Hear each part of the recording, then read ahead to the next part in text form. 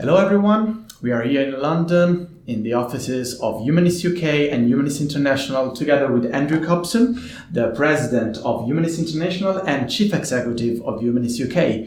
We are here to talk about the Italian translation of Andrew's book, Secularism, which was published in October 2017 by Oxford Publishing and translated into Italian last December by Nessun Dogma, the publisher of UAR, the Union of Italian Rationalist Atheists and Agnostics. Thank you, Andrew, for accepting our invitation. As you can see, I'm wearing yellow to match your book, but also to match the color of UAR. I should have dressed like a rainbow for the UK edition.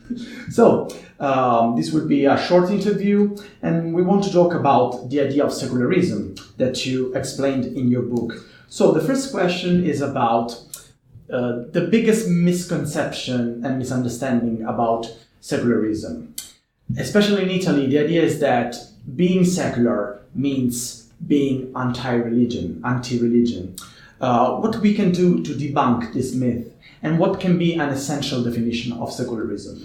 It is a myth that's very widespread, and I think this is partly because of language. Mm-hmm. So almost every language uses the word secular to mean two things at once, and it's the same in English as well. Mm-hmm. A person can be secular, non-religious, maybe even anti-religious, but the second use of the word is to describe the state, public life, government. And when we say that's secular, we don't mean that that's non-religious or anti-religious. What we mean is that it treats religion and non-religious beliefs impartially, fairly, equally.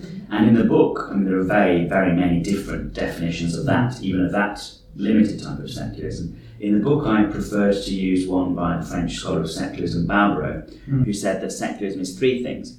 Firstly, it's the separation of state bodies from religious bodies, and no domination of one by the other either way. Secondly, it's the state trying to provide the maximum freedom of religion and belief and thought and conscience to every citizen and everyone within its borders.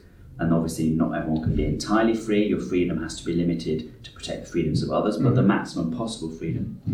And thirdly, secularism consists, in Barbaro's definition, of being also the state treating people equally. So actively seeking to provide equal treatment for people regardless of their religion or belief. Okay. So separation, freedom and equality, they're the three parts of secularism. So basically, secularism is a political principle, and according to this definition, everyone can be secular regardless of their religious or non-religious belonging. But this is true in theory. In practice, the ones who care most about secularism are the humanists and the atheists, while religious groups tend to criticize and obstacle secularism. Why is that?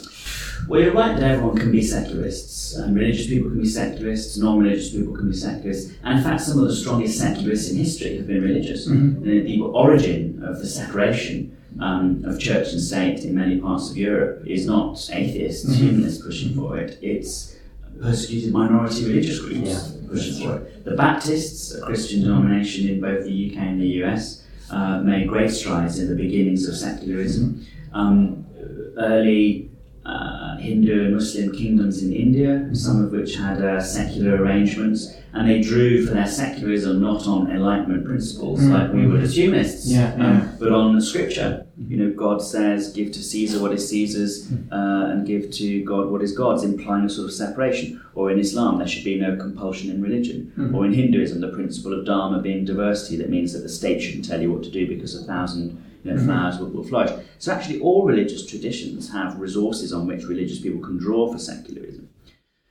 Activists today for secularism are likely, yes, in the West to be non-religious, but in many parts of the world there'll be religious minorities. Okay, that's great. So you mentioned briefly the differences between secularism in all parts of the world.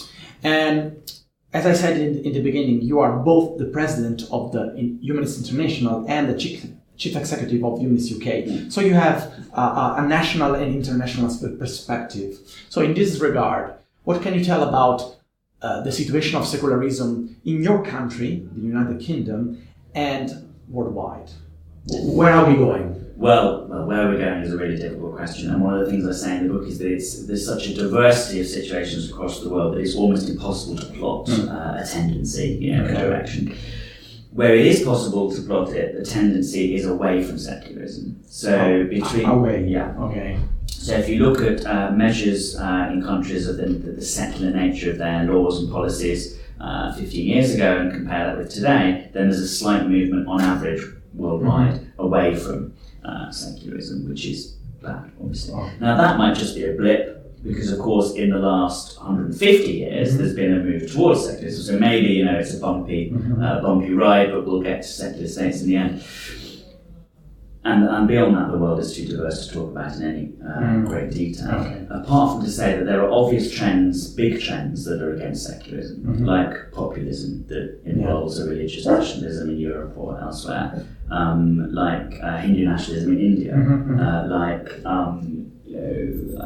American evangelical religion in the US. So there's big problems for secularism worldwide. In the UK, we have a difficult, a unique situation, which is that we've got one of the most non-religious populations in the world.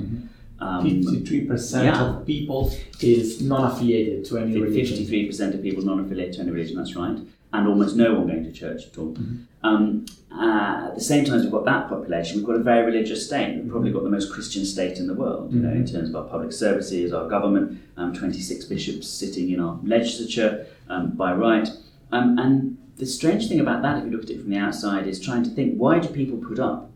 Why does a non-religious majority put up with this religious state? And I think that highlights one of the other problems for secularism, which is not as dramatic or as massive as nationalism, populism, racism, but just the fact that a lot of people don't care.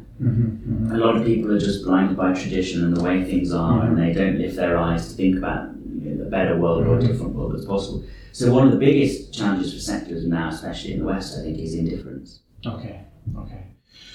Well, thank you, Andrew, for accepting to reply to our questions. So I remind that the book is available everywhere, in all shops online, also on UR's shop. And do you want to say anything in conclusion? Only that I'm sorry if my dog was barking during that interview. No, we love her. You love her in the office. All right. Thank you, Andrew. And see you to the next book. See you then. Thank you.